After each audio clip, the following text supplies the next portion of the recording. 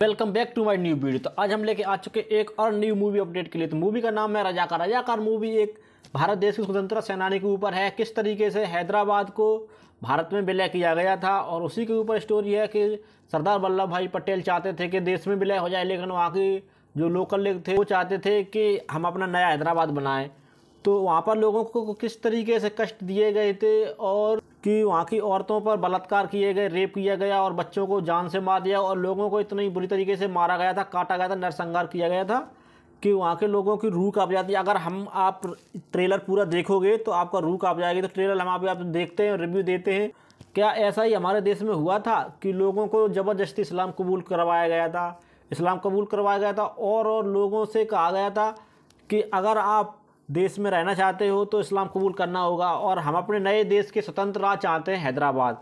क्योंकि वहाँ पर आ गए थे सरदार वल्लभ भाई पटेल। सरदार वल्लभ भाई पटेल ने कहा था कि जो हमारे देश के उस वक्त के प्रधानमंत्री थे, तो उन्होंने कहा था कि हम हैदराबाद को दूसरा कश्मीर नहीं बनने देंगे, और उन्होंने ऑपरेशन पोलो चलाकर केवल 5 दिनों में हैदराबाद पर काबू कर लिया था।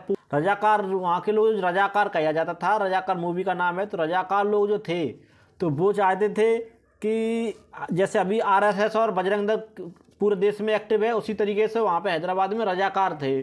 तो वो भी ऐसा ही काम करते थे कि जो वहाँ के लीडर था उसकी बात मानना, उसी के अकॉर्डिंग चलना, और उसी के कहे अनुसार काम करना, और लोगों को मारना, किसानों पर अत्याचार करना, हर तरीके का काम करते थे। और रजाकार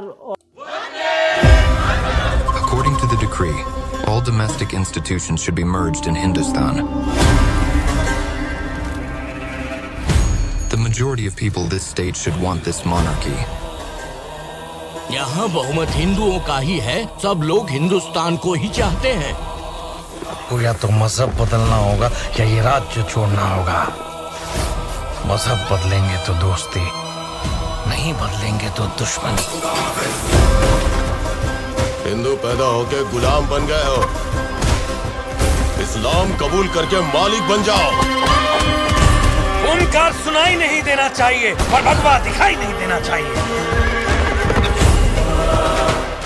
ये सिर्फ कहने की बात नहीं है, हमारे निजाम का हुक्म है।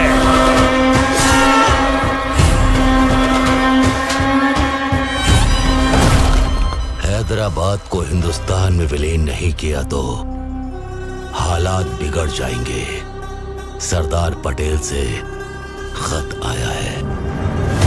हैदराबाद अखंड भारत का हृदय है।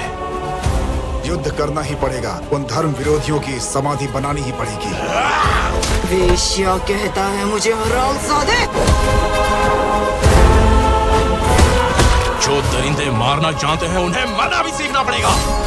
इन काफिरों को इतनी हिम्मत कहां से मिली?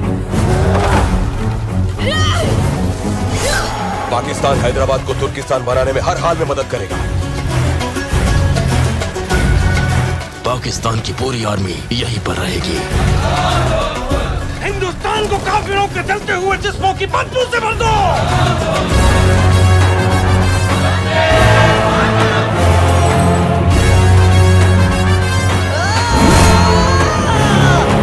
मैं हैदराबाद को दूसरा कश्मीर नहीं बनने दूंगा। Police action from Delhi has turned into an Operation Polo.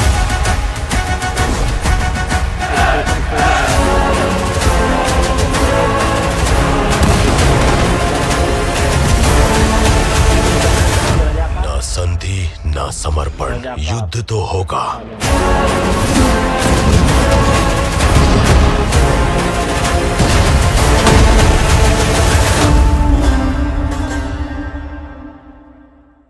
Hyderabad बिल्कुल नहीं चाहता था कि हम अपने देश में विलीन हों।